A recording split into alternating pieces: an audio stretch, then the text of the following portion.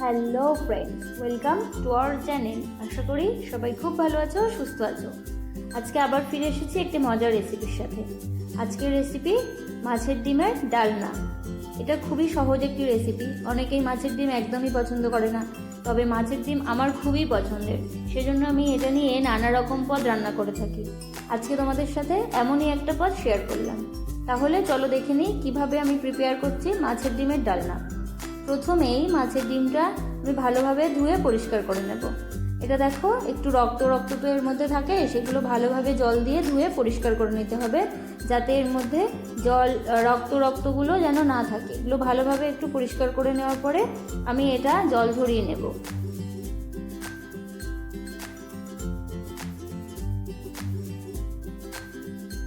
জল ঝরিয়ে নেওয়ার পরে আমি এটা একটা অন্য বাটিতে তুলে রাখলাম, না হলে ডিমগুলো ওই ছিদ্র বাটি থেকে পড়ে যাচ্ছিল।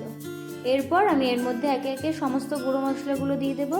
দিলাম লবণ, হলুদ, ধনে গুঁড়ো, জিরে গুঁড়ো, মরিচ গুঁড়ো, শুকনো লঙ্কা গুঁড়ো এবং কালারের জন্য অ্যাড করলাম কাশ্মীরি লঙ্কা গুঁড়ো।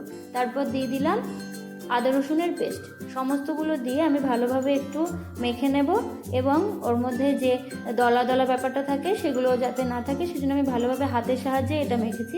তোমরা চাইলে চামচের সাহায্যেও মাখতে পারো, তবে হাত দিয়েই সবচেয়ে ভালো এটা মাখা সম্ভব, সেজন্য আমি হাতের সাহায্যেই মেখেছি। এরপর আমি এর মধ্যে অ্যাড করলাম ডিম। এখানে আমি 2টো ডিম ইউজ করেছি, তোমরা চাইলে এখানে একটা ডিমও ইউজ করতে পারো, তবে 2টো ডিম ইউজ করলে কোয়ান্টিটিটা আরও একটু বাড়বে, সেই জন্য আমি এখানে 2টো ডিম ইউজ করলাম। তারপর আবারও হাতের সাহায্যে ভালোভাবে এটা মেখে নেব। ডিমটা এখানে ব্যবহার করা হয় বাইন্ডিংয়ের জন্য, যাতে মাছের ডিমগুলো ঝুড়ো ঝুড়ো হয়ে তেলের মধ্যে ছড়িয়ে না পড়ে। এবার ডিমগুলো ভাজার পালা। ভাজার জন্য আমি ওভেনে বসিয়ে দিয়েছি কড়াই, এবং কড়াইয়ের মধ্যে দিয়ে দিয়েছি তেল। সাদা তেল ইউজ করেছি। তেলটা একটু গরম হতেই আমি এর মধ্যে সমস্ত ডিমের মিশ্রণটাই ঢেলে দিয়েছি। এবার হালকা হাতে একটু উল্টে পাল্টে নেব, এবং এই সময় অবশ্যই গ্যাসের ফ্লেমটাকে লো করে রেখে বারবার একটু উল্টে পাল্টে ভেজে নিতে হবে। যদি এই সময় আমরা গ্যাসের ফ্লেমটাকে হাই করি তাহলে ওপর থেকে তো কুক হয়ে যাবে, কিন্তু ভেতরটা কাঁচা থেকে যাবে। এই অবস্থায় আমি বারবার একটু ঢাকনার সাহায্যে ঢেকে দিচ্ছিলাম এবং উল্টে পাল্টে এটা ভালোভাবে ভেজে নিচ্ছিলাম। দেখো ভাজা কমপ্লিট। এবার আমি একটা প্লেটে এটা তুলে নিয়েছি। দেখো দেখতে কতটা সুন্দর হয়েছে, মনে হচ্ছে যেন একটা কেক রেডি হয়ে গেছে। হ্যাঁ, এটা সত্যিই দেখে মনে হচ্ছে একটা ডিমের কেক তৈরি হলো। খুবই সুন্দর লাগছিল দেখতে। এবার এটাকে পিস করার পালা।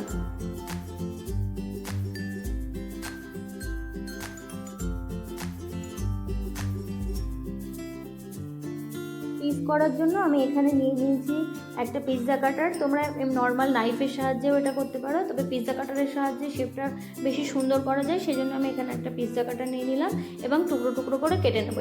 তোমরা নর্মাল যে কোনো শেপেই কাটতে পারো, তবে আমি এখানে স্কোয়ার শেপেই কেটেছি। তোমরা যে কোনো শেপেই কাটতে পারো।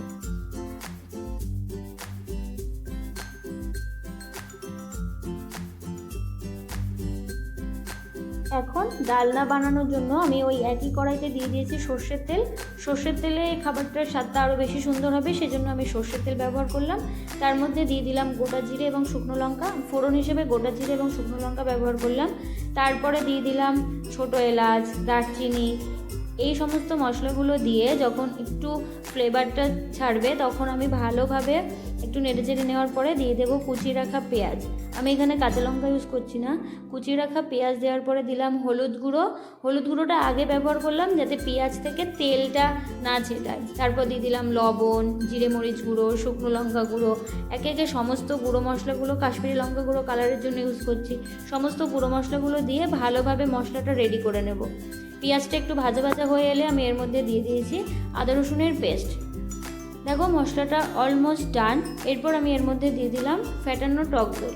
টক দইটা দেওয়ার সময় অবশ্যই গ্যাসের ফ্লেমটা লো করে রাখতে হবে, না হলে টক দইটা কেটে যেতে পারে। আর টক দই কেটে গেলে পুরো গ্রেভির মধ্যে দানাদার মতো ছড়িয়ে যাবে, সেটা দেখতে একদমই ভালো লাগবে না এবং খেতে তো ভালো লাগবেই না। এরপর আমি এর মধ্যে দিয়ে দিলাম জল। জলটা দেওয়ার পরে আমি এর মধ্যে দিয়ে দেবো স্বাদের জন্য একটু চিনি। চিনিটা তোমরা চাইলে অ্যাভয়েডও করতে পারো। এরপর আমি ঢাকনা দিয়ে এটা কিছুক্ষণ ঢেকে রাখবো, যতক্ষণ না গ্রেভিটা থেকে একটা বাবেল সৃষ্টি হচ্ছে। ঝোলগুলো যতক্ষণ না ফুটবে ততক্ষণ আমি একটু ঢাকা দিয়ে রাখবো। ঢাকনাটা খুলে দেখো একদমই ঝোলটা ফুটে গেছে। এবার তার মধ্যে আমি দিয়ে দেবো ভেজে রাখা যে ডিমের বড়াগুলো, সেগুলো দিয়ে আবারও একটু হালকা হাতে একটু খুন্তির সাহায্যে নেড়ে চেড়ে দেবো, দিয়ে আবারও একটু ঢাকনা দিয়ে ঢেকে দেবো। এই সময় একটু ঢাকনা দিয়ে ঢেকে রাখতে হবে যাতে খুব সুন্দরভাবে ঝোলটা আর ডিমের মধ্যে চলে যায় এবং ঝোলগুলো টেনে যখন নেবে মাছের ডিমগুলো খুব সুন্দর নরম হবে এবং খেতেও খুবই টেস্টি হবে।